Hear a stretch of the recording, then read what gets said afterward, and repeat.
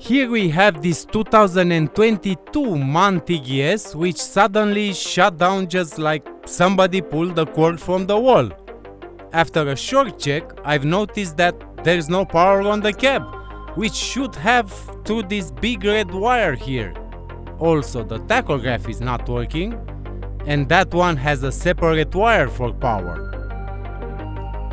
Here we see a fuse box, which is located on the left side of the chassis, close to the middle.